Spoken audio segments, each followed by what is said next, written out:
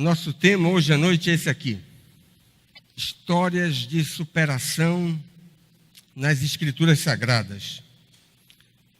Por que nós precisamos ouvir histórias de superação? Por 3 razões muito simples. Primeiro, porque você recebe consolo. Aprende pelas Escrituras que aqueles que professam a fé cristã também passam por duras provas, por dificuldades, pressões, adversidades. E você vai ver gente de elevadíssima estatura espiritual sofrendo, como Jó. Portanto, o Evangelho Pare de Sofrer não tem nenhum apoio nas Escrituras.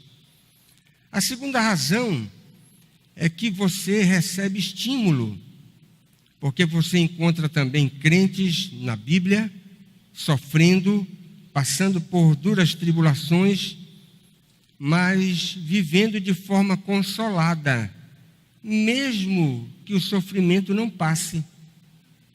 E quando o sofrimento passa, mais consolados esses sofredores que exercitaram a sua confiança em Deus, se regozijam.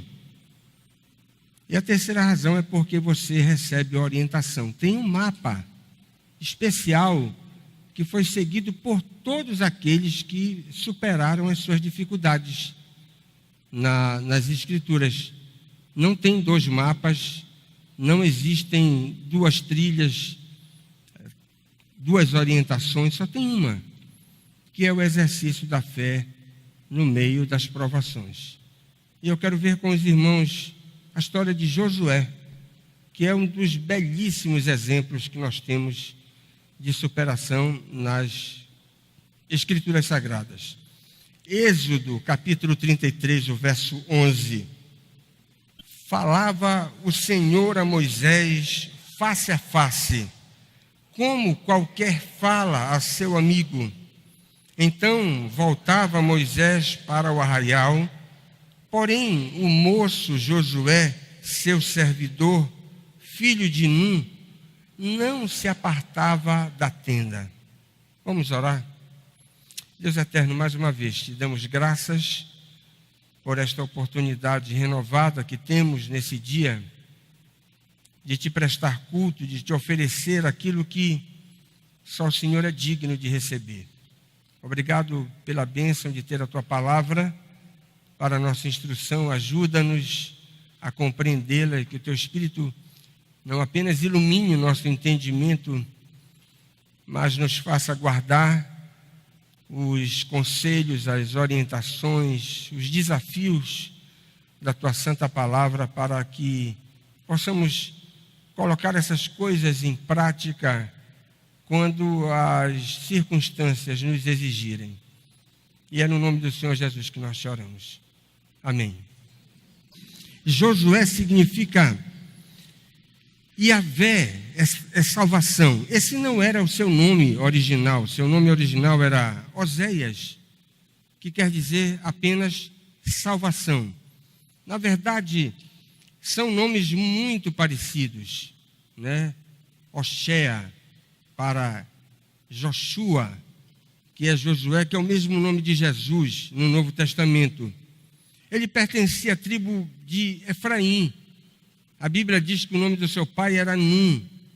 E a sua vida pode ser dividida com bastante lógica, pensando na morte de Moisés, que foi o seu tutor durante muitos anos. Moisés morreu quando Josué tinha 70 anos. É o que diz o texto bíblico. E Moisés viveu 120 anos, portanto, Moisés viveu 120 anos, portanto, ele era 50 anos mais velho do que Josué. Mas preste atenção, se Moisés morre quando Josué tem 70 anos, e você sabe que a peregrinação pelo deserto durou 40 anos, significa dizer que quando Josué saiu do Egito, ele tinha 30. Era um jovem para os padrões daquela época. E a Bíblia também nos informa que Josué viveu 110 anos. Ou seja, depois da morte de Moisés, aos 70, ele viveu mais 40 anos. E isso nos dá uma ideia, a vida de Josué é dividida em duas grandes porções de 40 anos. Os primeiros 40 anos na companhia de Moisés, como seu líder, como seu tutor, como alguém mais velho do que ele. E depois ele vai passar os últimos 40 anos da sua vida sozinho, tendo que exercer a liderança do próprio povo de Deus naquelas circunstâncias difíceis. Eu quero ver as duas lições que nos parecem claras nessas duas fases da vida de Josué. Na primeira, nós observamos o nosso herói da fé, ainda em tenra idade, bem novo, e a gente pode, sem medo de errar, concluir que a lição é essa daqui. Josué decidiu bem cedo ser um jovem diferente. E mais do que isso, ele disse, olha, eu vou ser um jovem consagrado e vou ser obediente a Deus. Nós não encontramos o seu nome na história do Êxodo, mas é provável que ele tenha sido, naquele contexto antigo, um soldado do exército de Faraó, uma vez que era muito comum estrangeiros servirem ao rei do Egito nessa condição. E até o historiador Joséfo diz que Moisés foi comandante, quando ele estava ainda no Egito, de uma companhia de soldados do exército egípcio. E essa informação, apesar de nós não termos nas escrituras, provém de uma fonte que nós devemos ter uma certa consideração, que foi o historiador Joséfo. E eu queria destacar 3 episódios marcantes desse período inicial da vida de Josué nas escrituras, que nos mostram a sua consagração e a sua obediência aos padrões estabelecidos por Deus para a sua vida.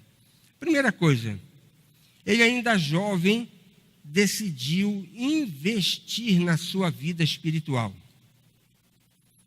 E é um dos versículos mais encantadores da vida de Josué, esse que nós lemos em Êxodo 33:11. Passe novamente à vista. Quando o texto diz que falava ao Senhor a Moisés face a face, como qualquer fala a seu amigo, então voltava Moisés para o arraial, porém o moço Josué, na tradução da revista e corrigida, é jovem, aparece a tradução jovem. E a palavra aqui é para um homem de pouca idade, ainda inexperiente, que pode ser considerado assim. O moço Josué, seu servidor, filho de Nun, não se apartava da tenda. Isto significa dizer que, naquele momento, quando Moisés iria atender a outras obrigações que certamente pesavam sobre os seus ombros, aquele jovem que, por ser jovem, contava com tantas outras distrações ou situações que poderiam distraí-lo daquele momento de ficar a sós na tenda da congregação, onde Deus se revelava, para que ele pudesse ter a sua vida espiritual sendo cultivada com mais profundidade. Um jovem que poderia dizer, olha, bem, Moisés saiu para resolver os problemas ordinários do próprio povo e eu não tenho por que ficar aqui. Eu vou agora me distrair, vou fazer alguma outra coisa. Mas na sua plena liberdade, aquele jovem decidiu permanecer na tenda da congregação. E preste atenção, não foi para jogar baralho, nem jogar dominó, e nem passear no WhatsApp. Nem tinha naquela época, não é verdade? Ele permaneceu na tenda da congregação para esperar Deus se revelar de forma mais profunda, mais intensa, mais palpável, como acontecia sem nenhuma previsão naquele lugar reservado para as revelações especiais da parte de Deus. Um comentarista, Mateus Henry, diz o seguinte: não convinha que a tenda ficasse vazia durante o tempo em que a nuvem de glória estivesse ali. Mas se o Senhor Deus tivesse algo a dizer em meio àquela nuvem, enquanto Moisés estivesse ausente para atender alguma obrigação, Josué estaria ali, pronto para ouvir o que Deus tinha para falar. Irmãos, que retrato maravilhoso de um jovem, agora, com toda a liberdade do mundo, querendo ouvir a voz de Deus com mais clareza, com mais nitidez, com mais profundidade. Que traço extraordinário na vida desse jovem. Segundo, ainda inexperiente, ele liderou aquela resistência diante dos amalequitas, e os irmãos conhecem a história. Por ocasião da saída do povo de Israel do Egito, eles enfrentaram uma terrível oposição da parte de Amaleque, que tentou obstacular a caminhada do povo de Deus pelo deserto. E foi uma situação tão terrível, tão perversa, tão desumana, que o próprio Deus disse o seguinte: olha, por causa disso que fez Amaleque contra o meu próprio povo, eu vou riscar essa nação da face da terra. E naquele momento, quando o povo de Israel, destreinado da guerra, precisou enfrentar os exércitos amalequitas, era necessário que alguém liderasse, tomasse a frente do exército israelita. E Moisés designou ninguém, nada menos do que Josué. É isso que você tem lá em Êxodo, capítulo 17, pode conferir do verso 8 até o verso de número 13. Era, portanto, um desafio grandioso, inédito. Os israelitas ainda não tinham experimentado nenhuma resistência dessa natureza. Arriscadíssimo, porque se eles fossem derrotados, o próprio povo de Deus poderia se dispersar e toda aquela caminhada poderia ir por água abaixo. E além disso, aquele conflito enfrentado pelos próprios israelitas tinha um pano de fundo espiritual. Na verdade, Amaleque funcionava simplesmente como um joguete nas mãos daquele que é o inimigo maior do povo de Deus.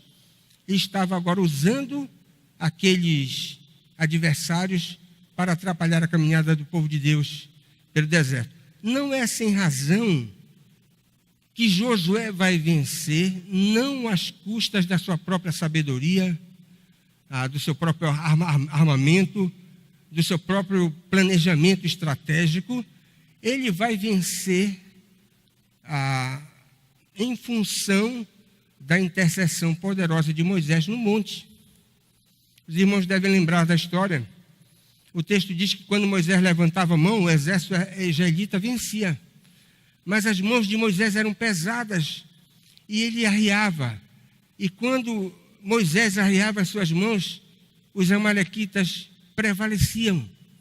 Até que e um outro gigante começaram a segurar a mão de Moisés. E as mãos de Moisés ficaram levantadas e o exército israelita finalmente venceu os amalequitas, como você tem nessa descrição da palavra de Deus. Josué é nomeado, ele acata a ordem, ele obedece pronta e rigorosamente, peleja de forma insistente e vence, ancorado na intercessão mosaica que estava sendo dirigida a seu favor. Que história maravilhosa que você tem aqui. O terceiro episódio de Josué, ainda novo também, se dá naquela conhecida história dos espias de Números, capítulo 13 e 14, onde você tem um divisor de águas na caminhada do povo de Deus pelo deserto. Depois de 2 anos da saída do Egito, eles chegaram às portas de Canaã. e poderiam entrar em Canaã se obedecessem à palavra de Deus, mas lá no meio do povo surgiu alguém para dizer: olha, não seria melhor nós nomearmos uma comissão para espiar a terra? Essa ideia era a mais solene demonstração de desconfiança para com a palavra de Deus. O próprio Deus não havia dito que a terra manava leite e mel. Por que desconfiar da palavra de Deus? Mas, irmãos, essa foi a situação que aconteceu no Éden e que se repete na história humana. Os homens desconfiam sem razão daquilo que Deus diz. E lá foi aquela comissão composta de 12 homens para espiar a terra. 10 homens da comissão disseram: olha, a terra é terrível, ela devora os seus moradores. Nós temos gigantes lá, nós nos vimos como gafanhotos. E apenas 2, Josué e Calebe, disseram o seguinte: olha, a terra pode ser tudo isso, mas ela é boa, e nós podemos conquistá-la, não pela força do nosso braço, mas nós podemos tomar Canaã, se nós confiarmos na palavra do Senhor. E sabe o que foi que aconteceu? O povo todo se levantou para apedrejar Josué e Calebe, e eles só escaparam pela intervenção poderosa de Deus. E mais do que isso, eles foram premiados. Toda aquela geração iria morrer no deserto, iria vaguear por mais 38 anos, completando os 40 anos, e apenas Josué e Calebe iriam entrar em Canaã quando a promessa se concretizasse. Irmãos, que coisa interessante. Aqui você pode ver o que aconteceu em Números 13 e 14 foi, na verdade, um verdadeiro tsunami. Um tsunami de incredulidade. Mas aquele jovem disse: olha, eu vou ser diferente, vou andar na contramão. Disse: olha, eu vou ser obediente à palavra de Deus. Eu não vou seguir a maioria. Eu não vou caminhar pela porta larga. Eu vou ficar no caminho estreito. Irmãos, que coisa maravilhosa. Um jovem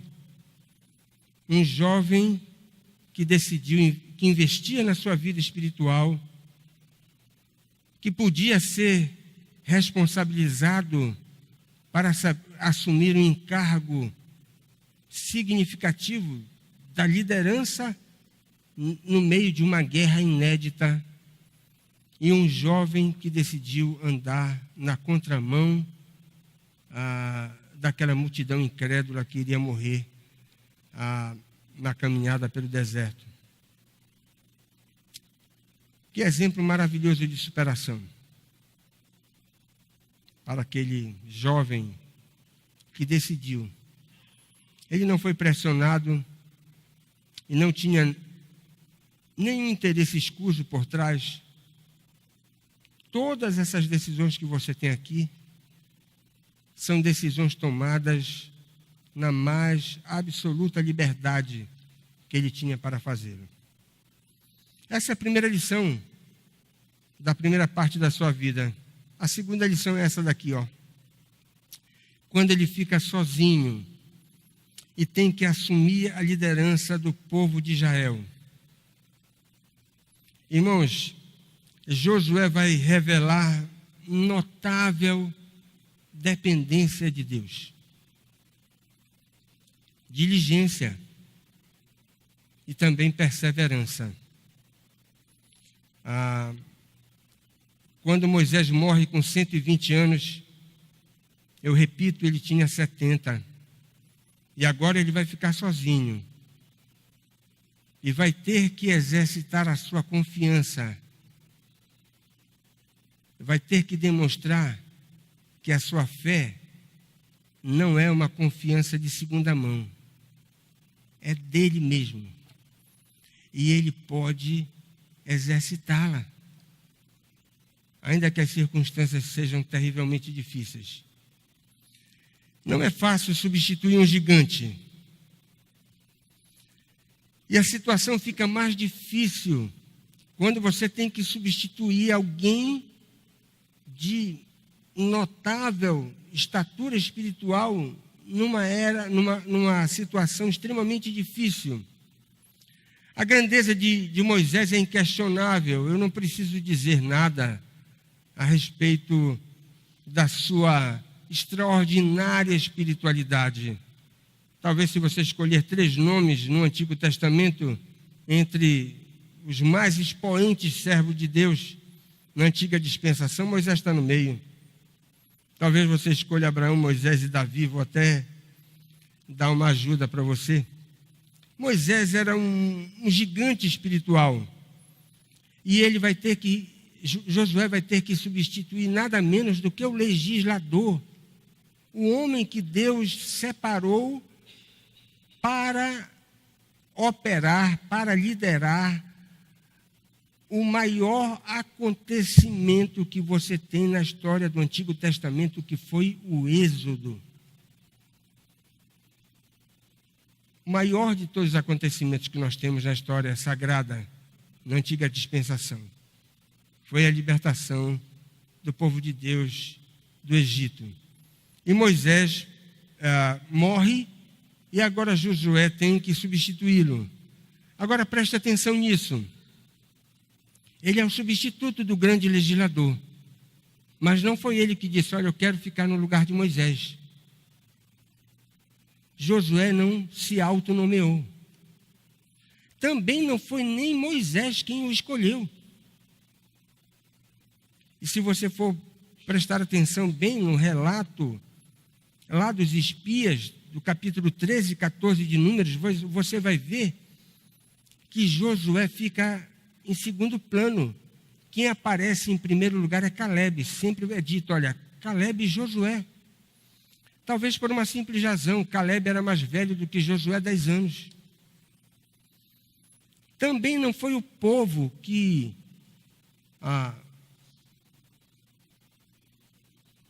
o escolheu numa assembleia geral. A escolha foi especificamente divina. Foi Deus quem disse: Josué, você vai ser o substituto de Moisés.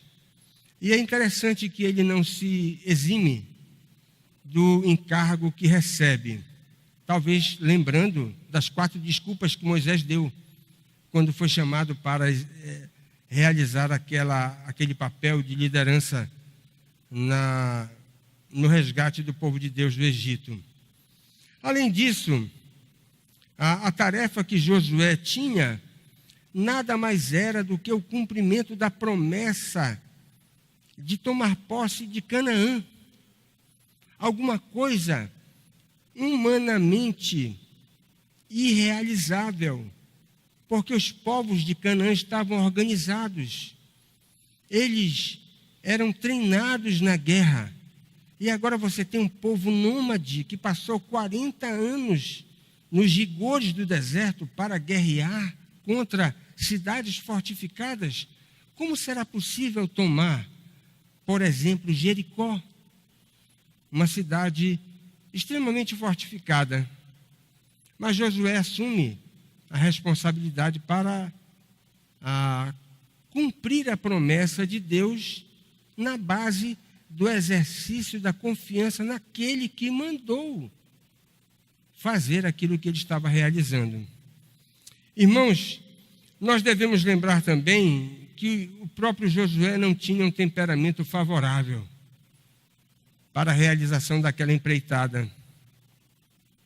Não é à toa que você vai encontrar no primeiro capítulo do livro que leva o seu nome, nada menos do que 4 vezes, Deus dizendo para Josué: ser forte e corajoso, ser forte e corajoso, ser forte e corajoso. 4 vezes. E deixa eu fazer uma pergunta para você. Alguma vez Deus pronuncia os seus imperativos, as suas ordens, sem ter alguma razão para fazê-lo? Será que você tem alguma ordem de Deus que possa ser dita? Essa ordem vai cair no vazio, porque não faz sentido. Deus está ordenando algo que não tem nenhuma aplicação. Nós não podemos suspeitar daquilo que Deus diz para Josué: ser forte e corajoso. Porque, na verdade, Josué precisava ouvir isso da parte de Deus. Porque, humanamente falando, ele não era forte e nem era corajoso.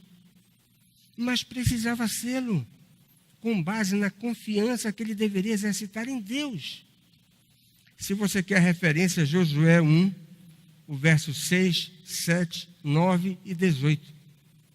4 vezes você tem essa instrução da parte de Deus para aquele homem, já com 70 anos. Segunda coisa que nos chama a atenção nessa segunda fase da vida de Josué: ele cresceu maravilhosamente na sua comunhão com o Senhor. Antes da grande vitória sobre Jericó, Josué tem uma das mais espetaculares experiências, segundo a narrativa do Antigo Testamento. Ele tem um encontro maravilhoso com o anjo da aliança, que aparece para ele, a fim de comunicar algo imprescindível para não apenas o êxito da sua caminhada espiritual, para que ele pudesse obter as conquistas que estavam para serem realizadas, mas para que ele pudesse interpretar essa experiência como sendo o fundamento maior da sua autoridade. Você tem lá em Josué capítulo 5, verso 13 até o verso 15, quando Josué tem um encontro com o príncipe do exército do Senhor. É o mesmo anjo do Senhor que aparece com traços de divindade para dizer alguma coisa que Josué precisava entender. Tira a sandália dos teus pés, porque o lugar onde tu estás pisando é terra santa. Olha que coisa interessante. Como aquele servo de Deus aprofundou a sua experiência com Deus. E agora, com essa experiência com o anjo da aliança, ele vai ter um crescimento significativo na esfera da santidade, algo comunicado pelo próprio Salvador, porque o anjo da aliança no Antigo Testamento é Jesus Cristo. Mas por que Jesus Cristo? Porque não é um anjo comum. O anjo tem traços de divindade. E você não vai conseguir esvaziar esses sinais de divindade que estão sobre o anjo. O nome do anjo, as obras que o anjo realiza, os atributos que aparecem, os milagres que ele faz, a forma com que ele é tratado, ele recebe adoração. Não é um anjo comum. Se ele não é um anjo comum, nós só podemos interpretar que ele é divino. E se é divino, só pode ser a segunda pessoa da Trindade. Porque das 3 pessoas, é a única que tem experiência com a encarnação. Portanto, a manifestação do anjo da aliança no Antigo Testamento, nós podemos dizer que é a manifestação do Cristo pré-encarnado, naquele contexto. E essa experiência que Josué vai ter com o próprio Salvador. Não é sem razão que ele vai renovar também a aliança no início do seu livro, no início daquela caminhada, por uma razão muito simples. Aquele povo que havia saído pactuado com o Senhor do Egito, todo mundo tinha morrido. Havia uma nova geração que agora iria entrar em Canaã, que ainda não estava aliançada com o Senhor. E Josué, então, resolve renovar a aliança com aqueles que faziam parte do povo do Senhor. ou seja, reafirmar os compromissos de servir a Deus de todo o coração. Você tem lá no capítulo 8, no verso de número 30 a 35, depois daquele emblemático fracasso na conquista de uma pequena cidade chamada Ai. Irmãos, como líder, Josué sabe que não pode caminhar sem ter a convicção da companhia de Deus com ele. Ele sabe. E preste atenção. Ele só vai poder dizer com absoluta certeza que Deus está ao seu lado, acompanhando-o, se ele tiver compromisso com a própria santidade de Deus. E esse é o pano de fundo da experiência que ele tem com o anjo da aliança. Sem santidade, nós perdemos a bênção de ter a companhia do Senhor conosco. E por último, Josué perseverou na fé até o fim e terminou os seus dias exortando o povo de Deus à fidelidade. Depois de 40 anos de esforço na conquista de Canaã, Josué conclui o seu ministério nos transmitindo um desafio dos mais grandiosos que nós temos nas Escrituras. O seu vigor espiritual não se abateu. Olha que coisa interessante. Ele avançou na idade e já quase perto de morrer, aos 110 anos, ele nos transmite palavras memoráveis que você tem lá no capítulo 24 do seu livro, no verso 15. Um desafio maravilhoso de um homem já experiente, idoso, prestes a partir, vendo os sinais da glória diante dos seus olhos. E ele então exorta o próprio povo dizendo o seguinte: se vos parece mal servir ao Senhor, escolhei hoje a quem sirvares. Se aos deuses que serviram vossos pais quando estavam da além do Eufrates. Josué está fazendo referência à família de Abraão quando estava na Mesopotâmia e os seus pais eram idólatras naquela terra. Se vocês quiserem servir esses deuses antigos, escolham então servir esses deuses antigos. Mas pode ser que vocês não queiram servir deuses antigos. Vocês queiram servir deuses novos. E olha o que ele diz. Ou aos deuses dos amorreus, em cuja terra habitais. Vocês podem escolher deuses antigos ou deuses novos. Só tem uma coisa que eu quero dizer. E Josué diz assim: porém, eu e a minha casa serviremos ao Senhor.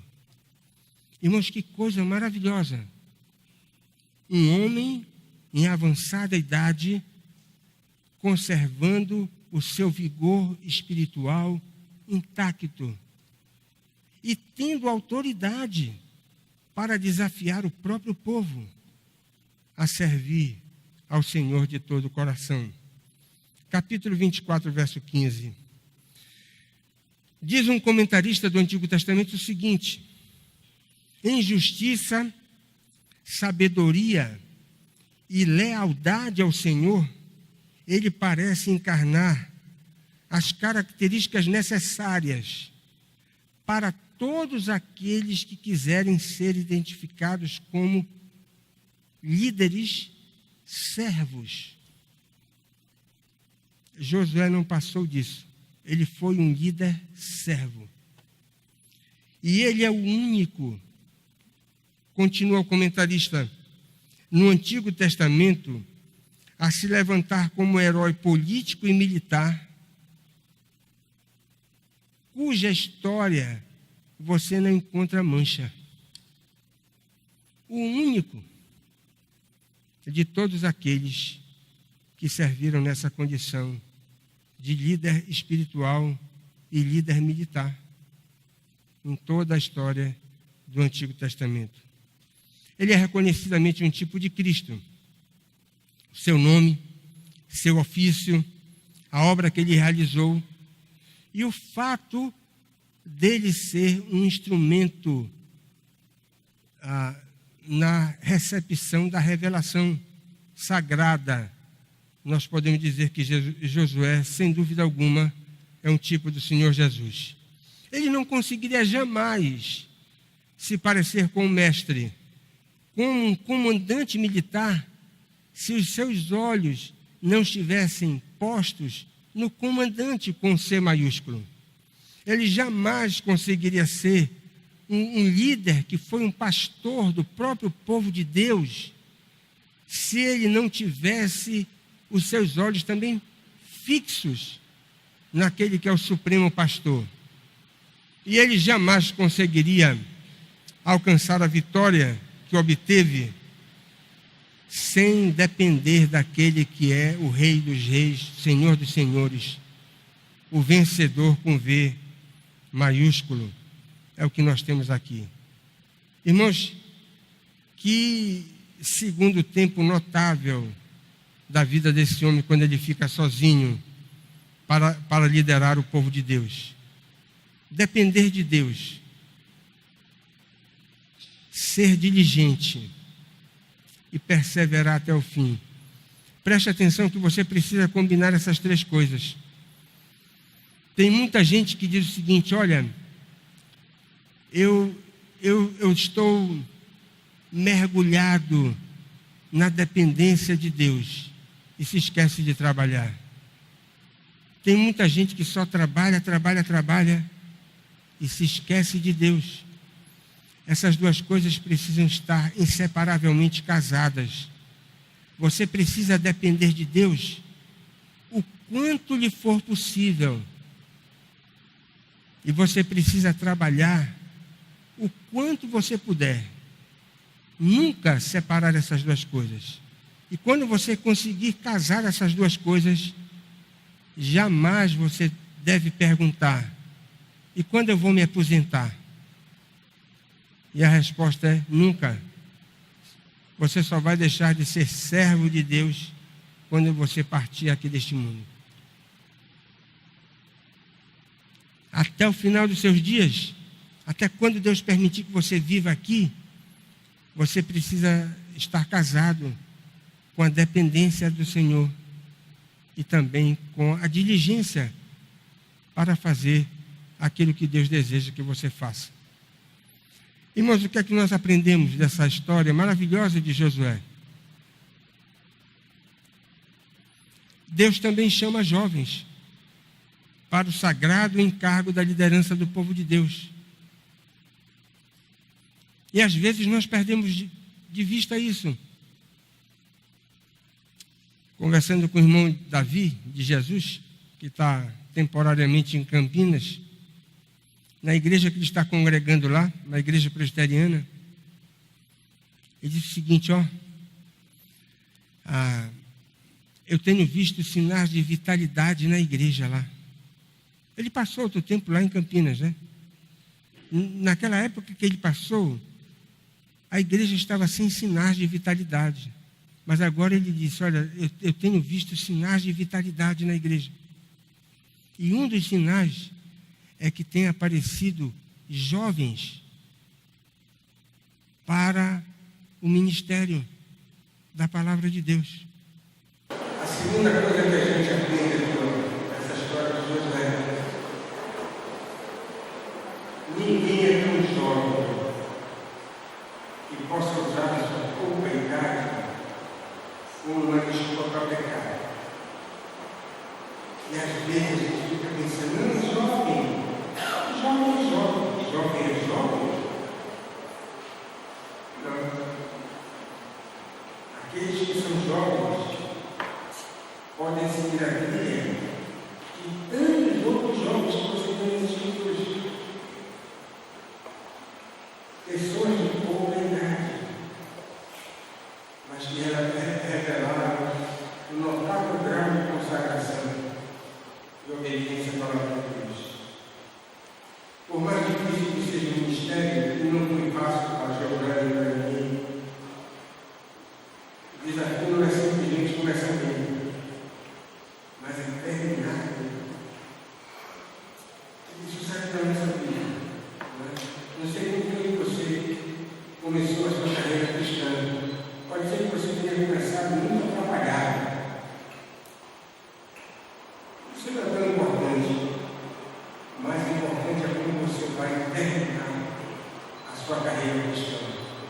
Você não pode terminar a sua carreira cristã se batendo pelas tabelas, você possa terminar a sua carreira cristã de forma mais vigorosa na vida espiritual que você começou. Esse é o desafio para todos nós. Deus abençoe, Senhor. Assim como o Senhor abençoa Josué, quando jovem, tomando aquelas decisões, assumindo aquelas responsabilidades, nos transmitindo desafios espetaculares. Em todo aquele momento, quando ele passou na companhia de Moisés, o seu tutor. Tem misericórdia daqueles que são jovens, que estão aqui nesta noite.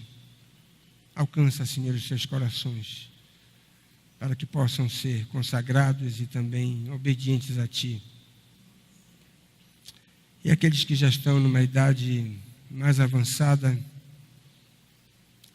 que possam também imitar esse servo do Senhor, procurando aprofundar a sua própria espiritualidade na utilização dos meios de graça que o Senhor estabeleceu para o nosso crescimento espiritual. E ajuda-nos para que possamos amadurecer na medida em que vamos envelhecendo. Guarda-nos da tragédia de envelhecer sem amadurecer. E principalmente quando estivermos chegando no final dos nossos dias, nos ajuda, Senhor, para que possamos conservar a nossa espiritualidade num grau aceitável e, se possível, com mais vigor, para que o Teu nome seja glorificado na nossa velhice, a fim de que sejamos vistos como velhos que estão plenos de vigor espiritual, sonhando ainda com aquelas realidades maravilhosas do Teu reino.